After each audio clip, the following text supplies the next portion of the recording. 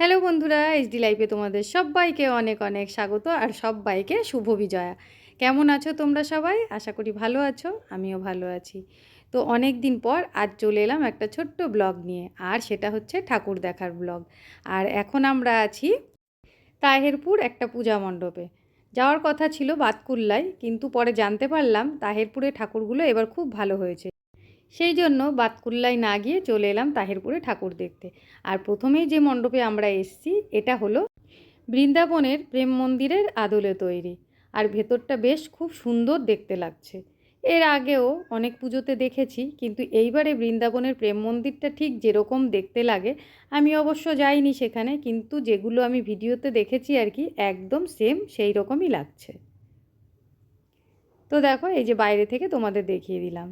বাইরে থেকে তোমরা দেখে নিশ্চয়ই বুঝতে পারছো, একদম সেই বৃন্দাবনের প্রেম মন্দিরের মতোই লাগছে। তোমরা যারা যারা তাহেরপুরে ঠাকুর দেখতে গিয়েছিলে নিশ্চয়ই সেটা দেখে বুঝতে পেরেছো কতটা সুন্দর লাগছে দেখতে। আর আমার তো খুবই ভালো লেগেছে, তাই তোমাদের সঙ্গে শেয়ার করে দিলাম। তো প্রেম মন্দিরটা দেখার পর দেখো আমরা বেরিয়ে পড়লাম সামনে কোন ঠাকুর আছে সেটা দেখতে। তো যাওয়ার পথে রাস্তায় দেখো লাইটিংটা বেশ সুন্দর লাগছে, তাই এটাও ভিডিও করে নিলাম। তো বন্ধুরা, পৌঁছে গেছি দেখো একেবারে দীঘার জগন্নাথ মন্দিরের আদলে তৈরি আরও একটা মণ্ডপে।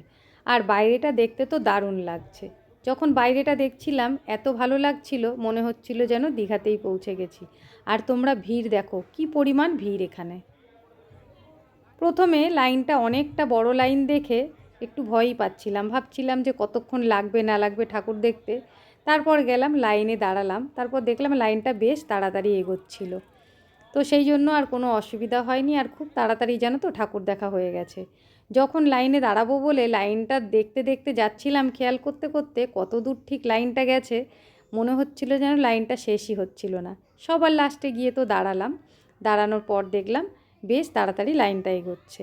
আর ওদিকে একটা ভিআইপিরও ব্যবস্থা ছিল জানো তো, সেখানে 20 টাকা করে টিকিট কাটতে হচ্ছিল, সেটা আরও তাড়াতাড়ি হয়ে যাচ্ছিল। ওই লাইনটাতে দেখছিলাম যাদের ছোট ছোট বাচ্চা আছে বা কোনো বয়স্ক মানুষকে নিয়ে ঠাকুর দেখাতে নিয়ে এসছে, তারাই লাইন দিচ্ছিল। কিন্তু বেশিরভাগ মানুষই কিন্তু আমরা যে লাইনটাতে লাইন দিয়ে দাঁড়িয়েছিলাম সেই লাইনটাতেই দাঁড়িয়েছিল। অসুবিধার কিছুই হয়নি, বেশ ফাঁকা ফাঁকা লাইনটা যাচ্ছিল, আর খুব তাড়াতাড়ি লাইনটা শেষ হয়ে গেছিলো। তো যাই হোক বন্ধুরা, মন্দিরটা বাইরে থেকে দেখতে কেমন লাগছে তোমরা কিন্তু অবশ্যই কমেন্ট করে জানিও। আর তোমরা যারা যারা তাহেরপুরে এই মণ্ডপটা দেখতে গেছো অবশ্যই কিন্তু সেটাও জানিও তোমাদের কেমন লেগেছে। তো দেখো, কথা বলতে বলতে ভেতরে ঢুকে গেছি মণ্ডপের ভেতরে প্রায়। আর বাইরের দিকটাতেও আশপাশটা এত সুন্দর করে সাজিয়েছে, আর সময়টা এত তাড়াতাড়ি কেটে গেল মনেই হলো না যে আমরা লাইনে দাঁড়িয়ে আছি। তো বন্ধুরা দেখো, আমরা ভেতরে ঢুকে পড়েছি। বাইরেটাও ঠিক যতটা সুন্দর হয়েছে ভেতরটাও বেশ ততটাই সুন্দর করে সাজানো। আর এই মণ্ডপগুলোতে ঠাকুর দেখতে গিয়ে আমার একটা জিনিস খুব ভালো লেগেছে, যেই মণ্ডপটা যেই মন্দিরের আদলে তৈরি করা হয়েছে সেখানে কিন্তু সেই রকমই পরিবেশ তৈরি করা হয়েছে। এটা যেহেতু দীঘার জগন্নাথ মন্দির, তো সেই জন্য এখানে কিন্তু জগন্নাথ দেবের দর্শনেরও ব্যবস্থা করা হয়েছে। তোমরা দেখতেই পাচ্ছ আমরা সামনের দিকে এগিয়ে যাচ্ছি, ওখানে কিন্তু জগন্নাথ দেব রয়েছেন। আর ওখান থেকে চরণামৃতও দেওয়া হচ্ছে, আরতিও দেওয়া হচ্ছে। তো চলো অল্প করে একটু জগন্নাথ দেবকে দর্শন করে নিই। তো দেখো তোমরা, এখানে জগন্নাথ দেব রয়েছেন, এখানে আগে দর্শনটা করে নিলাম। এবার যাব মায়ের দর্শন করতে। তো চলে এসেছি দেখো মণ্ডপের ভেতরে। আর এখানের মণ্ডপের ঠাকুরটা দেখো কি দারুণ করেছে, আমার তো খুব ভালো লেগেছে। চলো এবার বেরোই। তো বন্ধুরা দেখো, আমরা তাহেরপুরে ঠাকুর দেখতে এসে প্রথমে বৃন্দাবনের প্রেম মন্দির দর্শন করলাম, তারপর দীঘার জগন্নাথ মন্দির দর্শন করলাম। এবার চলে এলাম বেনারসের গঙ্গা আরতি দেখতে। তো তোমরা দেখতেই পাচ্ছ চারিদিকটা কতটা সুন্দর লাগছে, আর মন্দিরটাও দারুণ লাগছে দেখতে। আর এই যে দেখতে পাচ্ছ মাঝখানে এই যে গঙ্গা, আর ওদিকে কিন্তু গঙ্গা আরতি চলছে। আমার তো যতগুলো ঠাকুর এখানে দেখলাম সব থেকে বেশি ভালো লেগেছে কিন্তু এইটা। তো তোমরাও তো আমার সঙ্গে ঠাকুর দেখছো, তোমাদের কোনটা ভালো লেগেছে সেটা কিন্তু কমেন্টে অবশ্যই জানিয়ে যেও। তো চলো এবার সামনের দিকে এগিয়ে যাই। তো বন্ধুরা, এই মণ্ডপে যখন আমরা মাকে দর্শন করতে ঢুকলাম ঠিক সেই সময়টাতে কারেন্টটা চলে গিয়েছিল। এমনি যেটুকু আলো ছিল আমরা তো দর্শন করতে পেরেছি, কিন্তু ভিডিও করার মতন আলো ছিল না বলে তোমাদের আর সেটা দর্শন করাতে পারলাম না। তো চলো এবার ফেরার পালা। পরিবেশটা এতটা সুন্দর লাগছিল, ওখান থেকে যেন তো বেরোতে মন চাইছিল না। তো বন্ধুরা আমরা ঠাকুর দেখে চলে এসেছি দেখো আবারও স্টেশনে। তোমাদের দাদাভাই আর আমার জামাইবাবু দুজনে মিলে একটু বাইরে খাওয়া দাওয়া করছে, আর দিদির মেয়েটাকেও একটু কিছু খাইয়ে নেওয়া হয়েছে। আর আজ যেহেতু অষ্টমী, সেই কারণে দিদি আর আমি বাইরে সেরকম কিছু খাইনি। আর ট্রেনেরও টাইম হয়ে গেছে, সেই জন্য আর বেশি কিছু খোঁজাখুঁজি করলাম না।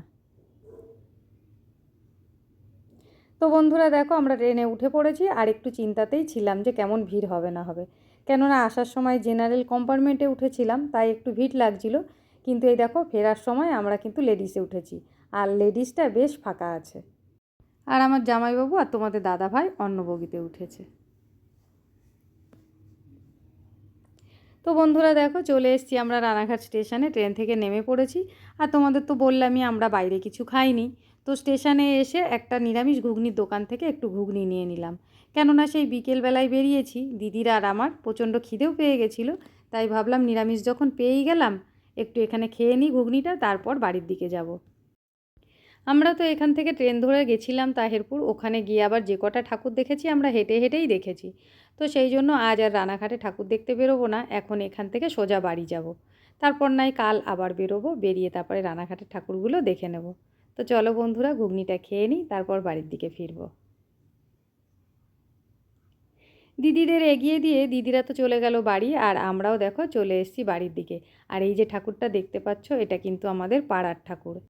সকালে যেহেতু আমাদের অঞ্জলি দিতে নেই, এবার শাশুড়ি মা মারা গেছেন বলে ওষুধ চলছে, তো সেই জন্য দর্শনটা কিন্তু আমি এখনই ভালোভাবে করলাম। তো বন্ধুরা কাল ঠাকুর দেখে আসার পর তোমাদের সঙ্গে আর কোনো কথা হয়নি, এটা কিন্তু পরের দিন আবারও বেরিয়ে পড়েছিলাম ঠাকুর দেখতে, দিদি, দিদির নাতি, আমি আর তোমাদের দাদা ভাই। আর দিদির নাতির বায়নাতেই কিন্তু এই ঠাকুর দেখতে আমাদের বেরোনো আজকে।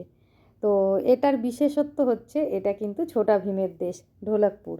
আর সেই কারণেই তোমাদের সঙ্গে শেয়ার করা, কেননা আমাদের ছেলে মেয়েরা কিন্তু এই সব দেখেই বড় হয়েছে। আর ওদের কাছে যেমন এটা একটা স্মৃতি, আমরা মা হিসাবে আমাদের কাছেও একটা স্মৃতি।